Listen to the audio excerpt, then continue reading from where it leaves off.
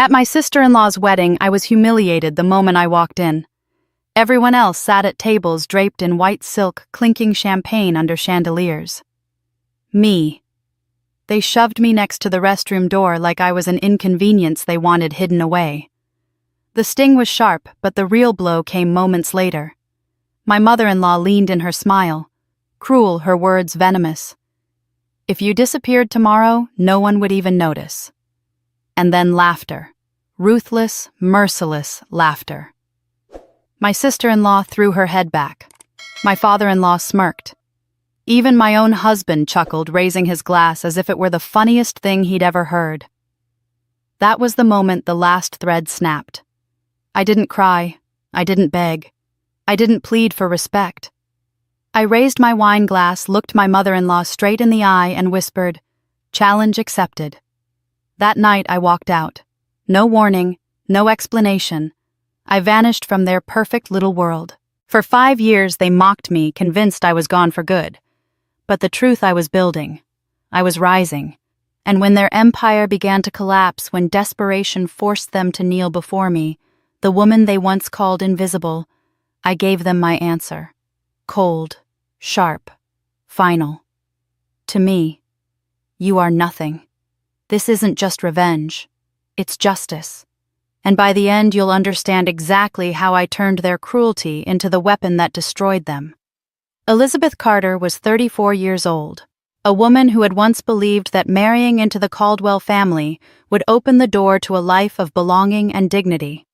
She was a trained graphic designer, a hard worker who had built her career through persistence and talent before her marriage had slowly pulled her away from her own identity. Raised by a single mother who always told her to stand tall in a world that tried to belittle her, Liz carried both that quiet strength and an aching need for acceptance. It was with that fragile hope that she walked into the grand wedding of her sister-in-law, Caroline. The Caldwell wedding was a spectacle fit for the society pages. It was held in one of New York City's most exclusive hotels, with over 300 guests in attendance, drawn from business circles, charity boards, and social registers. The ballroom glowed with soft candlelight. White roses climbed up tall crystal vases, and the sound of a live jazz quartet carried smoothly through the air. Waiters in crisp uniforms glided between tables, balancing trays of champagne flutes. It was the kind of event meant to display wealth power and family pride.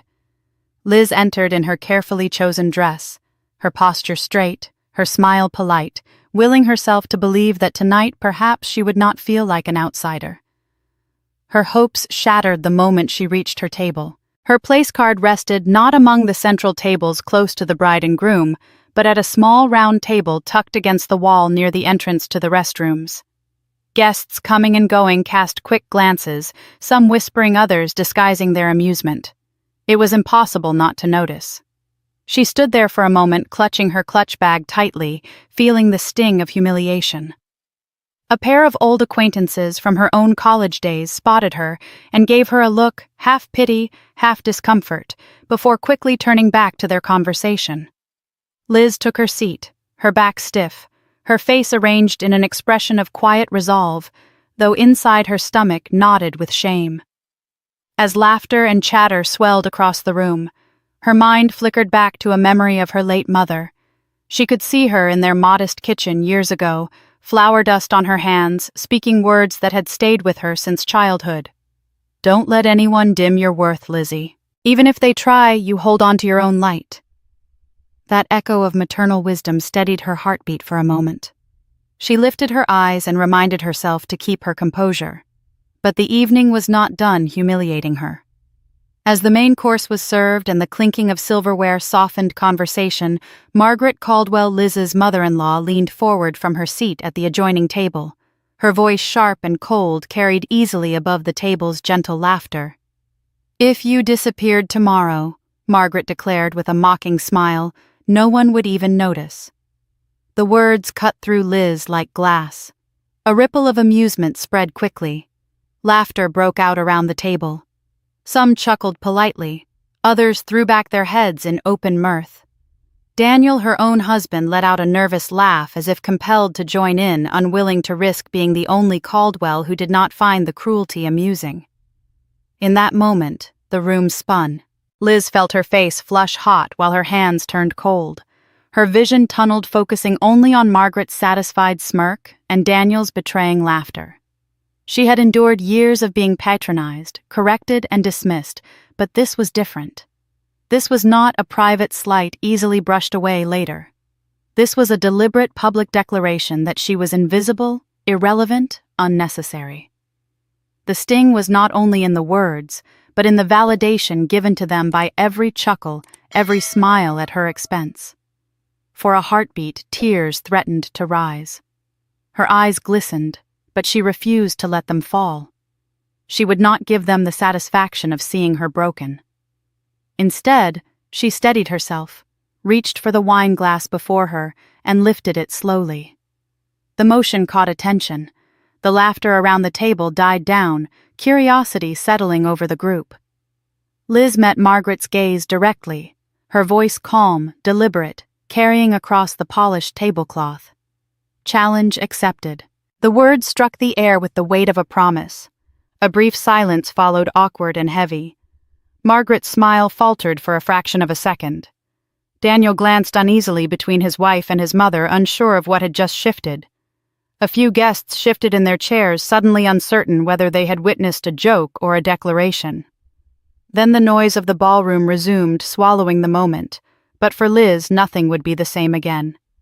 She excused herself shortly after claiming fatigue. Making her way through the grand hallway lined with gilded mirrors and marble columns, she entered the restroom. The muffled music from the ballroom vibrated faintly through the walls as she stood before the mirror. Her reflection stared back, her face still flushed, her lips pressed tight, her eyes shining not with tears now, but with a sharp, steely light. She no longer saw a woman humiliated. She saw a woman at the edge of transformation. The insult had done more than sting, it had awakened something that had been quiet for too long. Liz placed her hands firmly on the sink, leaned closer to her reflection, and breathed deeply.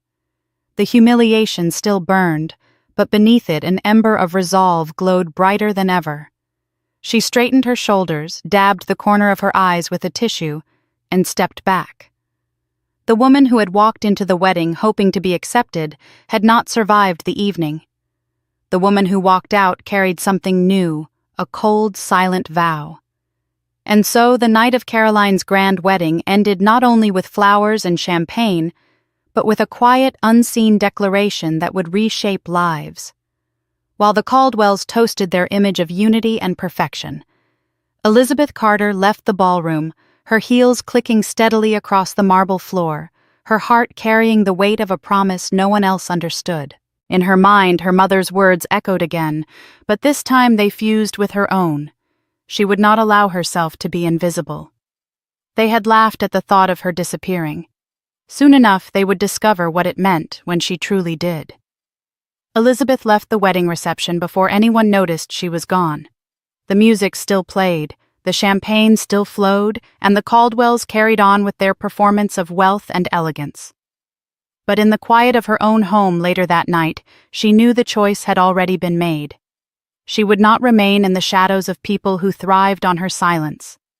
The house Daniel had chosen for them was immaculate, filled with expensive furniture chosen by his mother's decorator, but Liz looked around and felt no attachment. The art on the walls, the polished china, the rugs imported from Europe, none of it reflected her. None of it was hers. She stepped into the bedroom, opened the closet doors, and stared at rows of dresses Margaret had once praised as suitable for a Caldwell wife. For the first time, she felt no pressure to wear them again. She reached instead for a small box she had kept tucked away on the top shelf. Inside were the only things that mattered: her passport and birth certificate, a laptop filled with years of design work she had built before her marriage, and a simple silver necklace, the last gift her mother had given her. Everything else could stay. She moved quietly, methodically, not rushing, but not hesitating either. She slid the documents into a plain bag, wrapped the necklace around her wrist so it would not be lost, and placed the laptop on top. She left behind jewelry boxes filled with diamonds. Daniel had bought the gowns she had been expected to wear at his corporate dinners, even the shoes she had once cherished. Those items were never meant for her. They had been chosen to fit the image of the Caldwell family, not the woman she truly was. On the desk near the window, a framed photograph of their wedding day stared back at her. She studied it for a moment, seeing the hopeful young bride she had once been, and the smiling groom who had promised partnership but offered only conditional acceptance. She lifted the frame, removed the photo, and carried it into the kitchen. With steady hands, she struck a match and set the picture aflame over the sink. The flame curled the edges, blackened the smiles, and reduced the moment to ash. Watching it burn, she whispered to herself, "I release this." The photograph crumbled, the ashes washed down the drain, and with it the weight of the years she had given away. She sat down at the dining table, opened a blank sheet of paper, and wrote her final words to Daniel. The message was not long, nor was it emotional. She had no intention of explaining herself to someone who had already revealed where his loyalties lay. In firm handwriting she wrote, "Don't look for me. You've already chosen your side." She placed the note beneath his cufflinks box, knowing he would find it in the morning, and folded it without a signature. By the time the clock struck midnight, Liz was ready. She slipped into jeans, a simple sweater, and comfortable shoes, the kind of clothes she had worn long before the Caldwell name draped over her life. With her small bag slung over her shoulder, she stepped out into the night air. The city hummed in the distance, indifferent to her departure. She hailed no driver, called no friend. Instead, she walked to the bus station, the silver necklace tapping lightly against her wrist, with each step a steady reminder of the woman she was reclaiming. The station was half-empty, fluorescent lights buzzing overhead. She purchased a one-way ticket to Seattle, a city far enough to build something new, close enough to keep the memory of her mother alive in her heart. When the bus pulled up, its headlights slicing through the darkness, she climbed aboard without looking back. She found a seat near the window and pressed her forehead against the glass as the city she once thought was her home began to recede. As the bus rumbled along the highway, Liz pulled out her worn leather journal. She opened to a blank page, the paper trembling slightly under her fingers, and began to write. The words came easily, as if they had waited years for this release. "This is the first freedom in years." She underlined the sentence once firmly and closed her eyes. For the first time in a long while, her chest felt light. Outside, the night rolled past bridges, streetlights, the occasional car passing by. Each mile that carried her farther from New York was a mile that carried her closer to herself. She knew there would be hardship ahead, loneliness and uncertainty. But she also knew there was no greater risk than remaining in a life where she was invisible. Back in the hotel ballroom, the Caldwells continued their celebration. Margaret moved gracefully through clusters of guests, telling stories and accepting compliments. Caroline laughed with her friends, basking in the glow of her new marriage. Daniel raised a glass of whiskey, smiling and playing the part of the dutiful son and brother. Yet, as the laughter swirled around him, a flicker of unease crossed his face. He glanced toward the entrance once, then again, as if expecting someone who never returned.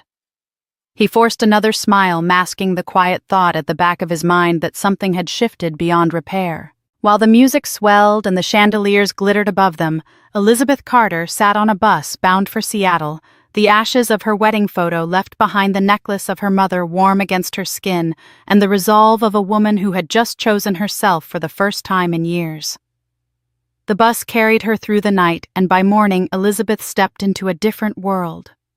Seattle's air was damp and cool, the sky heavy with the kind of gray that seemed to stretch forever. She dragged her small bag down uneven sidewalks until she found a modest boarding house on the edge of the city. The room she rented was hardly more than a box peeling paint on the walls, a single window with a thin curtain, and a bed that sagged in the middle, but it was hers. For the first time in years, she closed the door behind her and felt the silence belonged to her alone. Life reduced itself quickly to survival. By daybreak, she rose to work at a small neighborhood cafe, serving steaming cups of coffee to commuters rushing toward their offices. The uniform was plain. Her hands smelled perpetually of roasted beans, and her feet ached after hours on the floor. When the sun fell, she cleaned offices in downtown buildings, pushing a mop across endless linoleum floors until her arms trembled. More than once she found herself gripping the mop handle so tightly her hands shook. The physical exhaustion pressed down like a weight she could not shake, yet she kept moving. One night, after finishing a long shift, she stood before the cracked mirror in her rented room. The reflection staring back seemed almost unrecognizable. Pale skin, hollow eyes, and hair pulled into a rough knot. She barely resembled the polished wife who had once smiled politely at Caldwell parties. For a moment, the sight almost undid her. She sat on the edge of the bed, phone in hand, scrolling through old messages she had never erased. Her thumb hovered over one in particular. It was from Margaret, sent months earlier during an argument over holiday plans. "You were never one of us." The words glowed on the small screen, searing themselves into her chest. For a long moment she let them wash over her, and then instead of breaking her spirit, they ignited something. If she was never meant to belong, then she would build a place where she truly did. At the cafe, Elizabeth met Mary, a woman in her late 50s, who worked the morning shifts with quiet resilience. Mary had a laugh that carried even on the hardest days, and though her hands were calloused from years of labor, her presence brought warmth to the cramped back room. One morning, after seeing Liz slump against the counter from fatigue, Mary leaned close and spoke gently. "You remind me of myself years ago," she said. "I went through a divorce after 30 years of marriage. Lost the house, lost the friends I thought I had. I thought it was the end of me. But it wasn't. It was the beginning." Liz met her eyes, searching for the truth in them. Mary gave a small nod as if passing down a secret earned through hardship. "Sometimes you lose everything to find yourself." Those words stayed with Liz long after the cafe quieted for the day. That night she opened her journal again. The pages had begun to fill with fragments of her thoughts, scraps of memories of her mother and sketches of design ideas she had not touched in years. She wrote about the aching loneliness of walking into a room where no one knew her name. She wrote about missing the comfort of her mother's voice, missing the certainty of a place where she was loved without condition. Yet even as the ache spread across the page, she ended her entry with resolve. "I can't go back. I must be reborn." She closed the book, firmly holding it to her chest as though the words inside could anchor her against the tide. Days turned to weeks. The grind of survival continued, but beneath it grew a small flame of determination. On one particular evening, a storm rolled in. Rain pounded against the city with relentless force, soaking streets and sending most people running for cover. Elizabeth walked home without an umbrella, her thin coat plastered to her skin, her shoes heavy with water. She stopped in the middle of the sidewalk, rain streaming down her face, and tilted her head back toward the sky. For the first time in months, she laughed, a raw, surprising sound that burst from her chest. She stood there, drenched and shivering, but smiling. The storm washed over her like a baptism, rinsing away the shame of the past and leaving behind only the promise of something new. When she finally reached her small room, she peeled off her wet clothes, wrapped herself in a blanket, and sat by the window watching the rain continue to fall. The city lights blurred in the water streaks on the glass, and she whispered to herself, "This is my beginning." The words were quiet, but they carried the strength of a vow. She had been humiliated, she had been diminished, and she had been discarded. Yet here, in the solitude of a rented room and the cold embrace of a storm, Elizabeth Carter found the seed of her rebirth. The storm that had drenched Elizabeth left more than water clinging to her skin. It left a strange kind of clarity. The next morning she returned to the cafe with her hair still damp and her shoes still drying by the heater in her small room. She picked up her shift as she always did, moving quickly behind the counter, but something in her demeanor had shifted. She no longer moved like someone simply enduring the hours. There was a spark in her that had not been there before, faint but unmistakable. One slow afternoon, the manager asked if anyone could help redesign the cafe's outdated menu board. The chalk letters had been smudged one too many times, and the laminated paper menus were worn. Elizabeth hesitated, then offered to try. She pulled out her old laptop during her break and began sketching. By the end of the day, she had created a clean, modern design with hand-drawn accents that reflected the cafe's cozy charm. The manager taped it up behind the counter, and customers immediately commented on how fresh it looked. One regular even asked, "Who designed this?" "It makes the place feel alive." The praise lit something in her chest. She had almost forgotten the pride of seeing her craft noticed. Among the customers that week was Eleanor Marshall. At 60, Eleanor was the kind of woman people noticed even if she said nothing. She carried herself with quiet authority, her silver-streaked hair neatly pinned, her sharp blue eyes missing nothing. Eleanor had built her own business from the ground up after leaving a marriage that had nearly destroyed her financially and emotionally. She knew the face of someone clawing their way back from the edge, and when she looked at Elizabeth behind the counter, she recognized it. Eleanor lingered after ordering her coffee, her gaze drifting toward the new menu. "Did you design that?"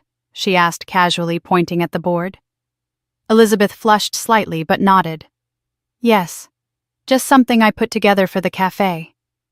Eleanor studied her for a moment before giving the smallest smile. "It's more than just something.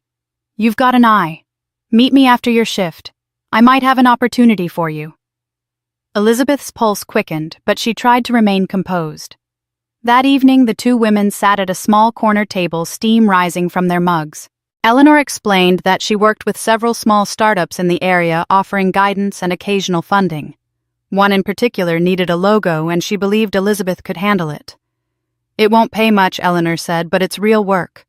Real clients. Consider it a test."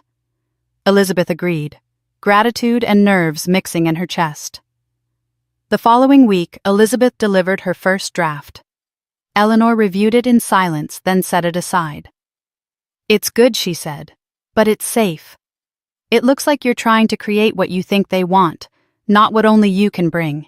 If you want to grow, you need to stop hiding behind expectations. Every week, I want to see one piece that's yours. Not for me, not for them. Yours." The words struck deep. Elizabeth realized she had spent years shaping herself to fit into the Caldwell mold in life and in work. She had nearly lost the part of herself that once designed freely without fear of judgment. That night, she opened her sketchbook and let her hand move without restriction. Lines became shapes, shapes became designs, each stroke guided by memories she had buried.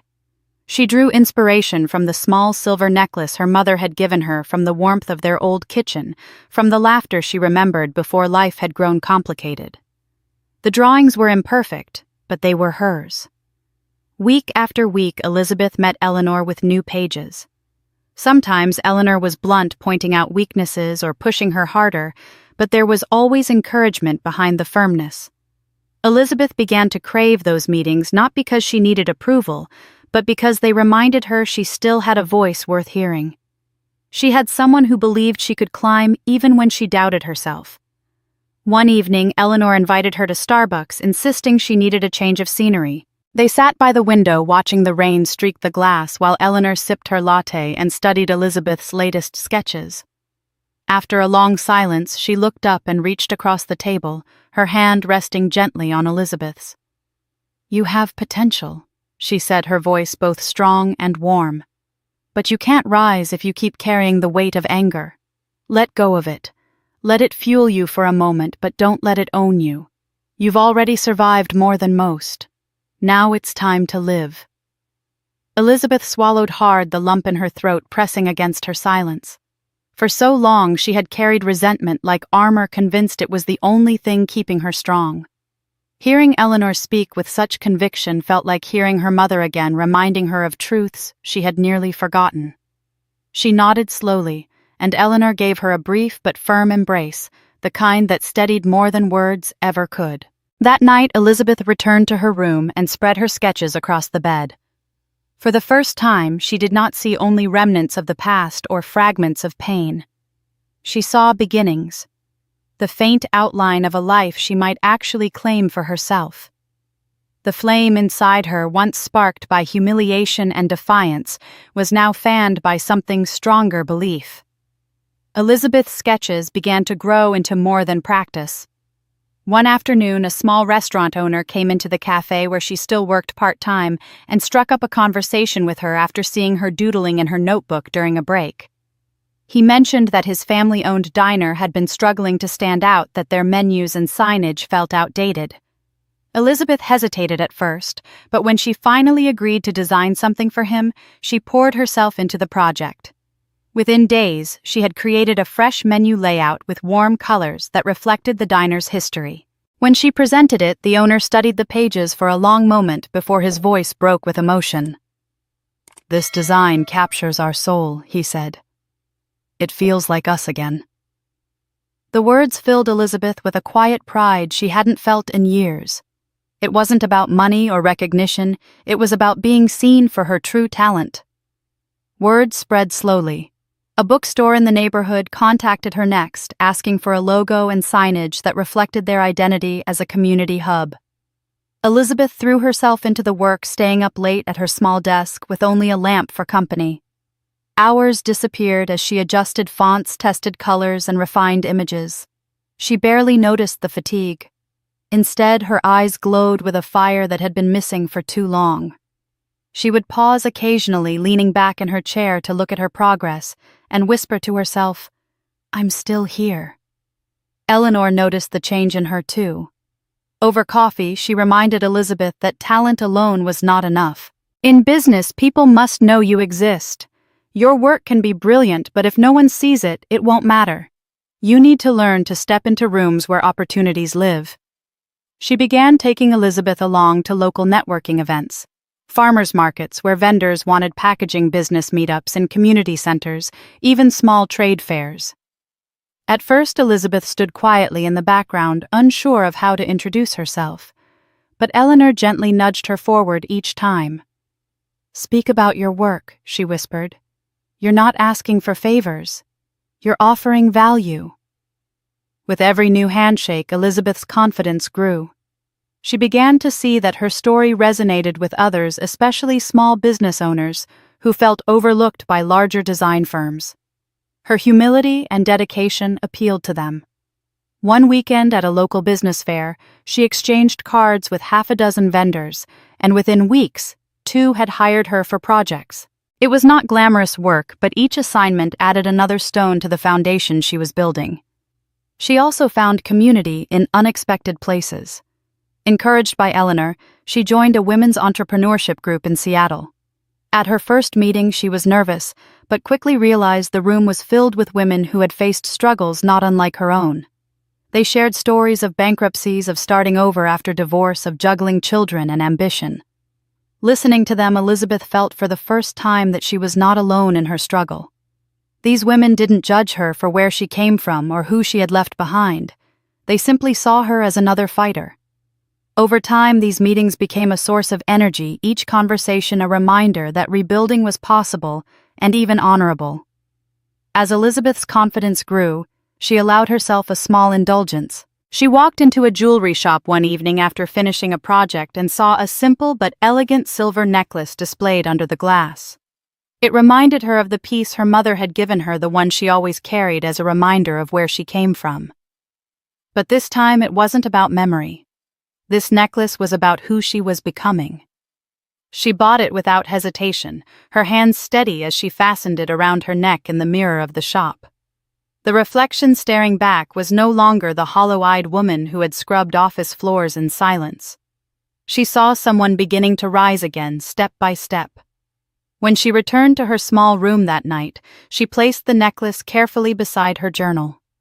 It shimmered faintly in the light of her desk lamp as she went back to work on another client project, and for the first time, Elizabeth didn't feel like she was only surviving. She was building. The exhaustion was still there, but it was different now. It was the kind of tiredness that came after effort with meaning. She fell asleep with sketches spread across her desk, her new necklace resting against her collarbone, and a sense that her life once stripped bare was finally beginning to bloom again. Richard Caldwell had built his company on confidence and control, But cracks in that facade began to show sooner than anyone expected. Caldwell Inc., once considered a fortress in the marketing world, made a series of reckless investments in tech startups that promised quick returns but delivered nothing but red ink. Quarterly reports showed losses too large to hide. Whispers started among shareholders, and by summer the company was forced to cut dozens of employees. For a family that prided itself on prestige and stability, the news was a humiliation. The layoffs rippled through the city, former staff speaking bitterly of being discarded by a company that had once boasted of loyalty and tradition. Caroline Elizabeth's sister-in-law, whose wedding had once been the crown jewel of family displays, found herself under a different kind of scrutiny. Her extravagant lifestyle designer clothes, luxury vacations, a constant feed of curated images on social media caught up to her. A story broke in the New York Post about an affair with a married hedge fund manager, accompanied by grainy photographs of late-night meetings in hotel lobbies. What might once have been brushed aside as gossip now gained traction, fueled by the Caldwell name. The scandal spread quickly, and at the family's golf club, whispers followed her from table to table. The same people who once lined up to compliment her taste now lowered their voices, relishing her downfall as sport. Margaret, the matriarch, had always been the orchestrator of their public image, ensuring the Caldwell name was synonymous with refinement. But she too began to feel the ground slipping away. Invitations that once arrived without fail, gala dinners, charity fundraisers, exclusive luncheons began to dwindle. She noticed the absence in her mailbox first, then in her calendar, and finally in the pitying glances of acquaintances who passed her by at the market without stopping to chat. It was subtle at first, then undeniable. For a woman who had thrived on status and power, the exclusion cut deeper than any public insult. Daniel, meanwhile, lived with his own quiet turmoil. He buried himself in work, but the numbers refused to improve. Late one evening, he sat in his office staring at an email draft addressed to Elizabeth. He wrote and rewrote the opening lines, unable to find words that didn't sound hollow. At last he typed, "I know I laughed when I shouldn't have. I know I failed you. I'm sorry." His finger hovered over the send button before he forced himself to press it. Hours passed. Then days. The reply never came. He checked his inbox obsessively, but silence answered him, and it was a silence that echoed louder than any reprimand. The tension in the Caldwell household mounted. At one dinner, Richard slammed his fist on the table, rattling the silverware. His voice was low but sharp, a mixture of anger and desperation. "We're cracking, but we'll fix it." His words carried the weight of command, but even he could hear the strain underneath. His children avoided his gaze. Margaret dabbed her napkin against her lips in a futile attempt to maintain composure, and Daniel sat in silence, the email he had sent replaying in his mind. Miles away in Seattle, Elizabeth sat at her desk surrounded by sketches and client projects. A sliver of evening sunlight cut across her workspace as she leaned back in her chair, sipping from a chipped coffee mug. Her phone buzzed with another inquiry for design work, and she smiled quietly. The world she had left behind was unraveling, but she no longer felt tethered to it. The image of the Caldwells holding on to their pride, even as it slipped from their hands, contrasted sharply with her own small but steady rise. She allowed herself a single thought before turning back to her work. Perhaps justice didn't always require action. Sometimes it unfolded on its own. Elizabeth's transformation did not arrive suddenly, but when it came, it was impossible to miss. One quiet morning, she stood before the mirror in a Seattle salon. The stylist asked what she wanted, and Elizabeth answered with a calm certainty she hadn't felt in years. Short. Clean. Something that shows I'm not hiding anymore. As the scissors worked, long strands fell away, pooling on the floor like pieces of her former self. When the mirror revealed a sharp bob that framed her face, paired with a modern blazer and dark jeans she had chosen for the occasion, she barely recognized the woman staring back. This wasn't the subdued Caldwell wife. This was someone new, someone distinctly her. Her work had grown beyond odd jobs and freelance commissions. With Eleanor's guidance and her own relentless effort, Elizabeth signed the lease for a modest office in downtown Seattle. The space was small, 2 rooms with high windows and scuffed floors, but it was hers. On the glass door, freshly painted letters read, "Carter Design Studio." The first day she sat behind the desk, she ran her hand over the worn wood surface and allowed herself a smile. This was not just survival. This was ownership independence, the rebirth of the dream she had buried. Her reputation began to stretch beyond the local community.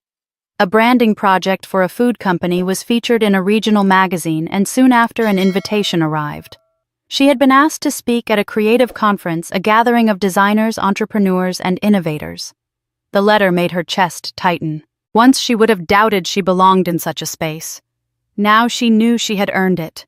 She prepared her talk carefully, not only about design, but about resilience, about finding voice again after silence. While Elizabeth's star began to rise, Daniel Caldwell's faltered. The same newspapers that once celebrated the Caldwell name now turned on him. A high-profile deal he had championed collapsed spectacularly, costing the company millions. The New York Post ran a headline that stung more than numbers ever could the week ere. His photo appeared beneath it, shoulders slumped, eyes hollow. For a man raised on the expectation of dominance, the humiliation was brutal. In his office, the silence after calls with furious board members grew heavier by the day. He scrolled through articles that praised emerging firms, one of which bore the name Carter Design Studio. Elizabeth noticed the contrast, but did not gloat. One evening, she sat at her desk journal open beside her lamp. She wrote with steady hand, "Revenge is not needed. Living free is enough." The words settled on the page like a final truth. She didn't need to punish the Caldwells. Their own arrogance was doing that. Her task was only to live fully. The night of the conference, Elizabeth stood backstage, her hands steady at her sides. She wore her new look with quiet pride, the cropped hair, the fitted blazer, the polished jeans that struck the balance of professionalism and individuality. When her name was announced, she stepped into the glow of the spotlight. The audience quieted, hundreds of faces turning toward her. For a heartbeat, she remembered the humiliation at Caroline's wedding, the sting of laughter at her expense. Then she raised her chin, met the light head-on, and began to speak. The stage illuminated her as though the world itself was acknowledging her rebirth. Each word she delivered carried not just her expertise, but the story of a woman who had chosen to rise from invisibility. In that moment, Elizabeth Carter was no longer someone who had once disappeared. She was someone who had returned stronger, untouchable, and entirely her own. "You're right. I'll expand Part 8 to meet the 800 1,000-word target and keep it fully aligned with your outline flowing smoothly from Part 7 and without repeating earlier lines." The creative conference in Seattle pulsed with a kind of focused electricity that Elizabeth had only ever watched from a distance. Tall banners lifted and fell in the conditioned air bearing the names of sponsors and speakers, while clusters of attendees drifted from booth to booth with lanyards swaying against pressed shirts. She adjusted the small microphone clipped to her blazer and felt the familiar stillness settle in her chest, the same calm that had carried her through long nights of work and the quiet mornings of starting again. She had earned her place on that stage. Her name appeared in bold on the program as the keynote speaker, and even as the thought felt astonishing, it also felt true. Among the hundreds filing into the auditorium, one man sat so stiffly he might have been carved from the chair. Daniel Caldwell had flown in under pressure from his board to be visible and reconnect phrases that meant little to him now that numbers were turning against him. He flipped through the program absent-mindedly until he saw her name, and then the pages in his hands went still. When the lights dimmed and Elizabeth stepped into the circle of the spotlight, the shock that moved through him was almost physical. He had expected someone changed. He had not expected this. Elizabeth began without theatrics. She spoke about design that serves real people, about listening until a brand can speak for itself, about rebuilding work, the way a life is rebuilt carefully, humbly, with the patience to remove what is false. Her voice carried evenly across the room, unhurried and assured. Each measured phrase drew heads upward, pens to paper. She moved through case studies and practical frameworks, and even questions that might have unsettled her in another life found her ready. She answered with clarity and a light in her eyes that suggested not only competence, but conviction. From his seat, Daniel watched the audience respond, note-taking, nodding that soft murmur of approval that rises before applause. He remembered laughing at a table once while a cruel sentence hung between his mother and his wife like a blade. He felt the echo of that shame now, the precise moment he had become small in his own eyes. He tried to keep his breathing steady as her closing line settled over the room and the applause rose. It wasn't a polite ovation. It was grateful. As the session ended, attendees lined the foot of the stage to thank her, to hand over cards, to ask for 5 minutes at another time. Elizabeth listened, shook hands, wrote a few notes on her own card before passing it to someone with a brief promise to follow up. She did not rush. There was no need. The room met her at her pace. Daniel stood and made his way down the aisle, waiting while others finished. He caught a few snippets as he drifted closer. "Your framework saved us 3 months. The clarity you've brought to the process, we've followed your studio's work for a while, and each scrap of praise strengthened the quiet barrier he would have to cross to speak to her." He paused when she stepped from the stage and into the side corridor with an event coordinator. Then he found his voice. "Liz," he said, and the single syllable carried a decade. She turned. Her face was composed, her posture easy, as if the demands of the last hour had taken nothing from her. For a heartbeat, they simply regarded one another, the corridor's muted noise slipping around them like water around a stone. "I need a moment," he said to the coordinator, who took a step back. Daniel faced Elizabeth, words piling up and then spilling faster than he intended. "I'm sorry. I should have said it the day you left. I should have said it the night I laughed, when I should have stood beside you. You're the love of my life. I lost sight of that. Please, Liz, come back. We can make this right. I can make it right." The hallway seemed narrower. Her expression did not soften, nor did it harden. It settled into something immovably clear. She let a breath pass between them, and when she spoke, it was not loud. It was final. "You laughed that day. That was enough." The words struck with the clean edge of truth. He blinked as if something bright had cut across his vision. His mouth opened, closed, opened again. He reached without touching, a gesture half formed by habit and regret, then let his hand fall. Whatever plea he had prepared faltered under the weight of what could not be undone. Elizabeth inclined her head slightly, an acknowledgement that needed no translation, and stepped past him. The conference hum rose again as the corridor opened into the larger lobby, where exhibitors chatted under hanging signs and the espresso machine hissed steadily from a corner cart. She kept her stride even. Each step away felt less like escape and more like alignment. Outside, thin sun slid between stratified clouds, silvering the edges of the buildings. She stood near the glass doors for a moment, letting the cooler air lift the heat left by the stage lights. Then she took out her phone and called the one person who had taught her that rising was a discipline, not a miracle. Eleanor answered on the second ring. "How did it go?" "It's done," Elizabeth said. "Better than I imagined. And I saw him." There was a pause that held understanding. "And I've finally closed that chapter." The sentence landed with the quiet weight of a locked door. No bitterness clung to it. No tremor of longing, only completion. "Proud of you," Eleanor said. "Now go have some water. Then sit with the people who want to hear your ideas." Elizabeth smiled, even though no one was there to see it.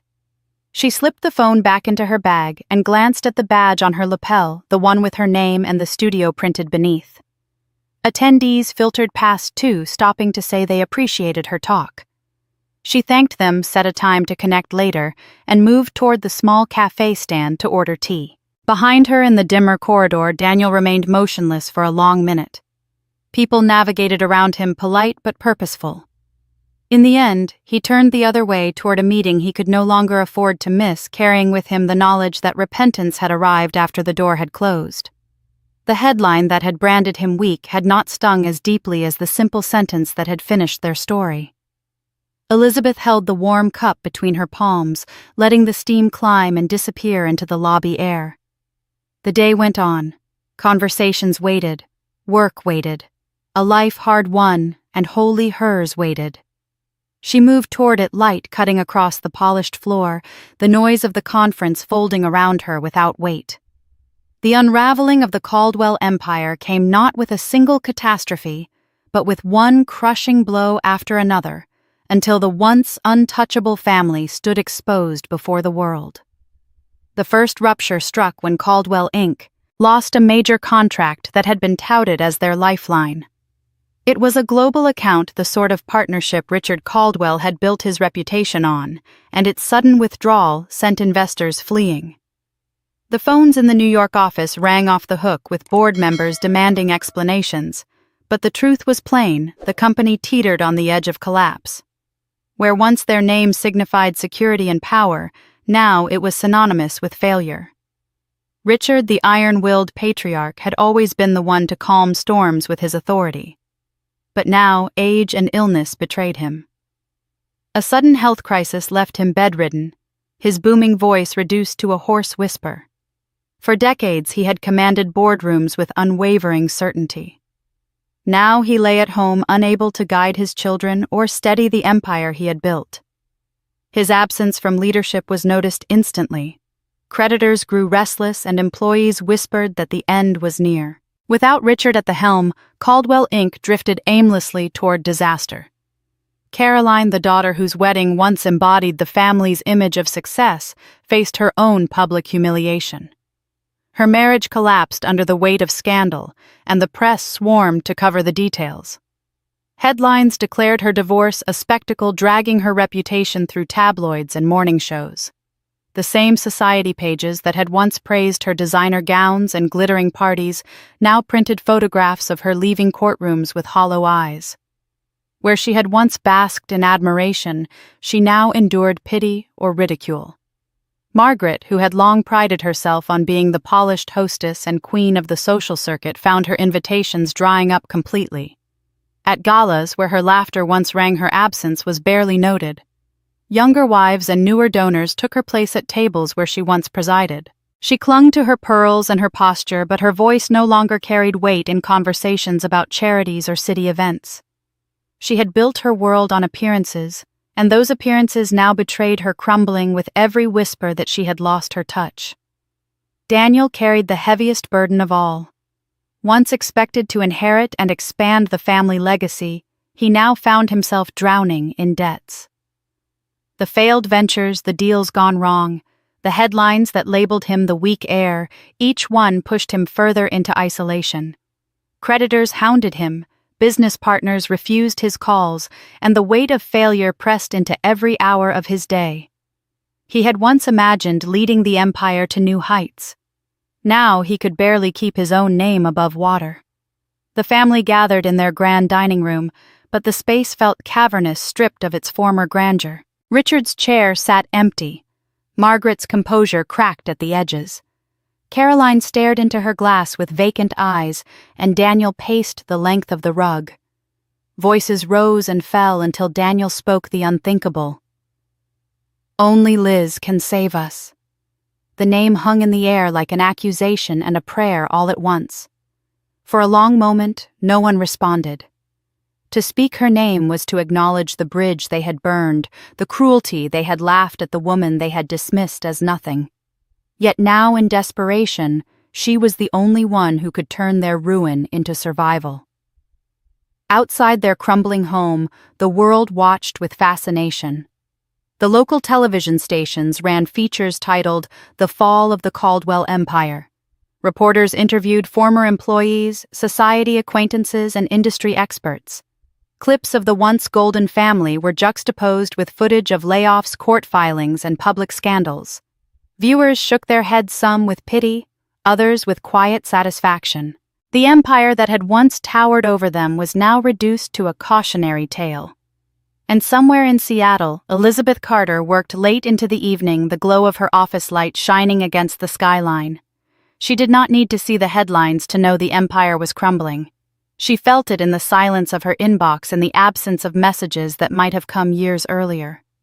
The family that had told her she was invisible was finally invisible themselves, and the world was taking note. The Caldwells did not arrive in triumph.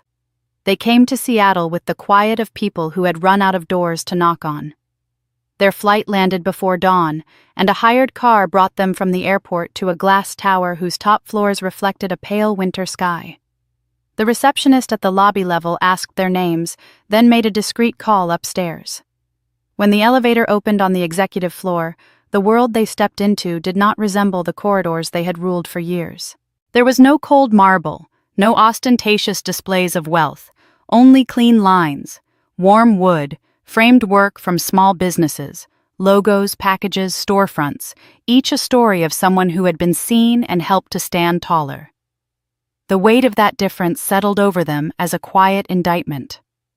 An assistant led them into a conference room with windows that looked out over the bay. The table was long but not imposing. The chairs were comfortable but not lavish. What subdued them was not the furniture. It was the presence at the head of the table.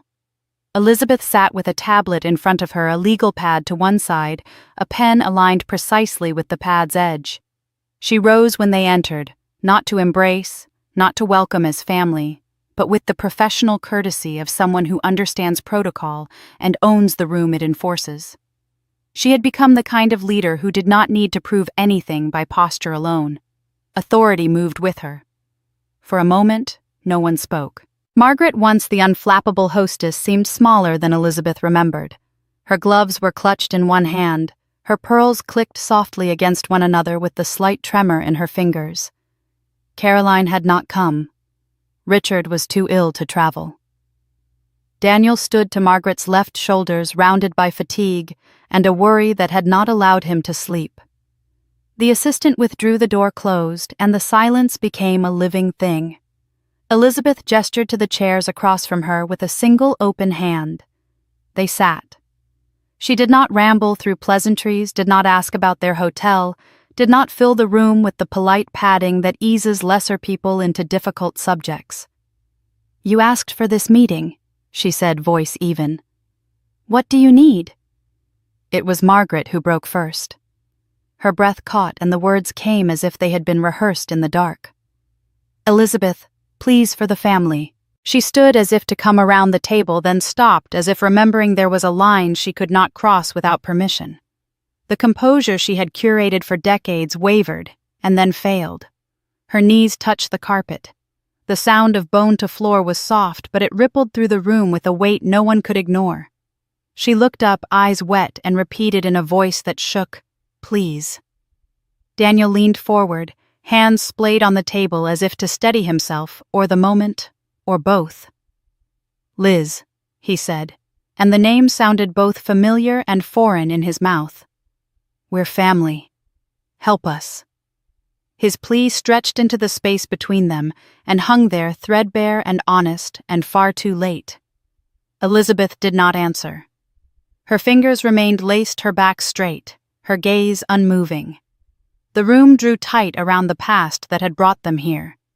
For her, the distance between this chair and a place card by a restroom door was not measured in miles, but in choices. The scene from Caroline's wedding lifted in her mind with the clarity of a film, white roses, polished flatware, the flair of a laugh at her expense, the precise cadence of Margaret's sentence that had defined her value to that table. She remembered the weight of her wineglass in her hand, the taste of steel in her mouth, the clean edge of two words that she had spoken like a key turning in a lock. Memory did not stab now. It instructed. It reminded her that this was not a collision of chance, but the inevitable point on a map she had drawn the night she left. Outside the windows, gulls cut across the light in slow arcs over the water. A ferry moved toward a distant dock. Inside, no one shifted. Even the HVAC's whisper seemed to hold its breath. Margaret's tears tracked across a face that had learned to weaponize charm and now found charm useless. The woman who had once controlled seating charts and guest lists had discovered that there are rooms where invitations cannot be begged, only earned, and she was not the host here. Daniel's eyes searched Elizabeth's face for softness, for any sign that the woman he had once watched adjust her dress at a mirror before a gala still lingered beneath the person at the head of this table. He found only clarity. He swallowed, tried again. I know we don't deserve it. I know. But the company, our people there, are livelihoods at stake. If not for us, then for them. The argument was not manipulative. It was the last thin argument of a man who had finally learned that consequences are not negotiable. Elizabeth's silence did not mock him. It did not taunt. It held the line that had been crossed years ago and could not be uncrossed. She could feel Eleanor's counsel at her back without needing to summon her by name. Let your restraint speak. Let your presence do what words cannot. She breathed once, slow and steady, and returned her attention to Margaret. The older woman's hands pressed to the carpet now, not to rise, but to simply hold her in a position she was unaccustomed to. Nothing in Elizabeth recoiled at the sight. Nothing in her moved to lift Margaret up. Mercy and rescue are not the same, she thought, and not all lessons can be bought with tears. A soft knock came at the door. The assistant opened it a fraction and set a tray inside water glasses, a small carafe of coffee, then withdrew. The meeting that was meant to be a plea revealed itself for what it truly was. Not a cry for help, but a calculated move. The Caldwells had not come only to beg for survival, they had come to reclaim power. Their words softened their tones, dripping with false humility. But when the documents were slid across Elizabeth's table, the truth was plain. They did not simply want her support. They wanted to fold her company into their failing empire, to absorb what she had built, and place her once again under their shadow. It was not mercy they sought, but control disguised as reconciliation. Elizabeth did not flinch. She let the papers sit there untouched, her eyes scanning only the signatures, the clauses that would erase her autonomy. It was the same old story, dressed in desperation. Their empire was collapsing, and they wanted to use her as scaffolding, not as an equal partner. She picked up a folder of her own and opened it with deliberate care. The Caldwells leaned forward expectant until they realized what they were staring at. It was not an offer. It was evidence. Statements, ledgers, and signed agreements all proved the same damning fact: Caldwell Inc. owed money not to banks, not to silent investors, but directly to Carter Design. Elizabeth had become not just their last chance, but their creditor. The empire that had once dismissed her was already in her debt. Margaret gasped. Daniel's face went pale, his mouth working soundlessly before he stammered, "That can't be right. There must be some mistake." Elizabeth finally reached for her cup, lifted it with unhurried grace, and let the steam curl into the air between them. She sipped once, then set it down, her eyes never leaving theirs. Once she said, her voice low but sharp enough to cut through the silence, "I was nothing to you. Today your company is nothing to me." The words landed heavier than any shout, and their weight pressed the room into stillness. Before anyone could recover, her assistant entered with another folder. This one bore the logo of Caldwell's fiercest competitor. Elizabeth flipped to the signature page, uncapped her pen, and signed her name with a steady hand. The sound of the pen scratching the paper was louder than Margaret's muffled sob. She closed the folder, handed it back, and nodded once. "Effective immediately," she told her assistant. "Proceed." Daniel's composure broke. He leaned forward, his voice cracking. "Liz, wait, please. We can make this right. We can." His words dissolved as her gaze cut across the table. She did not speak. She did not need to. The silence was more devastating than refusal. It carried the memory of years of neglect, humiliation, and erasure now returned to them with interest. Daniel's shoulders sagged, his lips still moving without sound, a man crushed not by fury, but by indifference. Elizabeth rose. The scrape of her chair against the floor was deliberate, final. She collected her notes, slid them into her portfolio, and straightened her jacket. She did not look back at Margaret kneeling on the carpet, nor at Daniel's pleading face. She moved toward the door with measured steps, each one echoing in the hollow empire they had tried to wield over her. At the threshold she paused only long enough to let the silence settle again. In that silence lay her victory, not loud, not cruel, but undeniable. Then she left the room, leaving the Caldwells to their ruin, undone not by her vengeance, but by their own arrogance. The sun was lowering itself into the horizon when Elizabeth reached the center of the bridge. The steel and cables stretched high above her, the water below glinting gold and copper, as Seattle's skyline began to glow with evening lights. She slowed her steps, let the breeze wrap around her, and looked ahead. There was no need to look back. She had carried the weight of that family for too many years. Tonight she walked forward lighter than she had ever been. Each step across the bridge was a quiet declaration she was free and she had chosen her own road. The world beyond her knew what had happened. News tickers on local television scrolled the headline, "Caldwell Inc. files for bankruptcy." Once a name whispered with awe at charity galas and printed on invitations as a mark of prestige, it was now reduced to a cautionary tale. Their assets dwindled, their reputation shattered, their legacy undone. Elizabeth had not lifted a finger to bring them down beyond protecting her own. Their collapse had been their own doing, the final chapter of arrogance left unchecked. But while their story ended, hers only seemed to open wider. Weeks later, Elizabeth stood in a bookstore and picked up the latest issue of Forbes. There on the glossy cover was her own face. Her hair, cropped stylishly at her jawline, caught the light. Her eyes looked straight into the camera with steady confidence. The headline stretched bold across the page, "The woman who disappeared and came back unstoppable." She traced the letters with her fingertips, a faint smile pulling at her lips. Once she had been told she was invisible. Now the world itself had chosen to see her. Her voice, steady and calm, seemed to echo through the memory of her journey. "I didn't need to destroy them. Their arrogance did it. I only had to disappear and find myself." It was not triumph laced with bitterness, but a statement of truth spoken without anger. Revenge had transformed into something greater, into freedom, into creation. The camera of life did not end on glossy pages or cold headlines. It ended where her heart had quietly hoped it would, around a dinner table. Eleanor sat at her right, sharp as ever, her laughter filling the air. Across from her were friends from the women's startup group in Seattle, raising glasses of wine and sharing stories. The table was filled with food, light, and warmth.